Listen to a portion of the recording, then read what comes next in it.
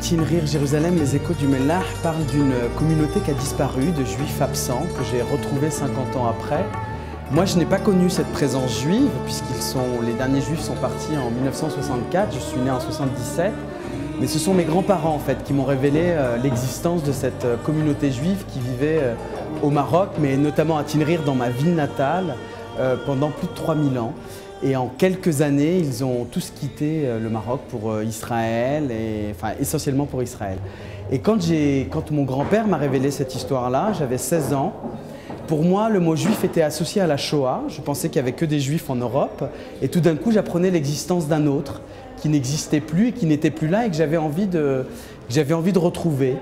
Et je me demandais qu'est-ce qui était devenu ces gens, comment ils avaient pu quitter leur maison et leur ville natale et leur terre natale pour s'installer dans un autre pays. Et parce que ça rejoignait aussi mon histoire d'immigré, d'exilé en France. Et cette histoire me touchait. Mon grand-père me racontait qu'il faisait du commerce avec les Juifs, que les Juifs leur donnaient du pain pendant Pessah, qu'on appelle shtoto en berbère. Et donc voilà, donc j'interroge la mémoire musulmane de cette présence. Je vais voir aussi ces Juifs pour qu'ils me racontent, que j'ai retrouvés en Israël.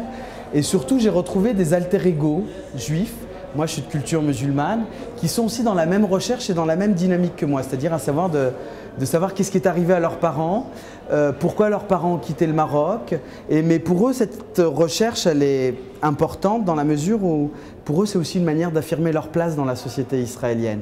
Donc je me suis mis à apprendre l'hébreu et l'arabe dans une association qui s'appelle Parler en paix. C'est un film aussi qui s'adresse aux nouvelles générations, juives et musulmanes, pour qu'ils se réapproprient justement des fragments de cette mémoire et qu'ils soient fiers de la pluralité de leur culture. Voilà, c'est un film sur les identités plurielles.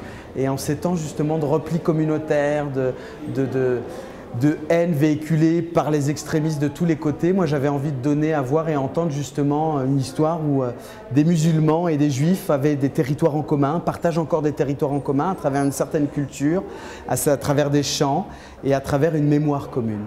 On a besoin de l'autre pour savoir qui on est.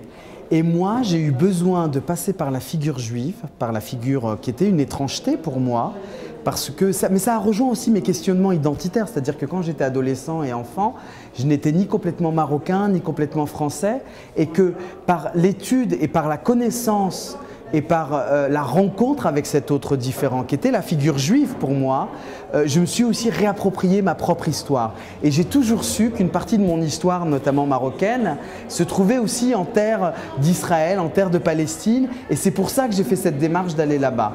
Et effectivement, je crois qu'on a besoin de l'autre pour savoir qui on est. Et pour moi, c'est la philosophie de mon film. Et si juifs et musulmans, mais aussi au-delà, et là c'est aussi une thématique universelle, qu'on a besoin des autres pour continuer à exister. Je sais qu'il y a aussi les extrémistes, eux ils ont besoin d'avoir un ennemi pour exister. Nous on a besoin de territoires en commun et on a besoin de l'autre pour partager encore des choses ensemble.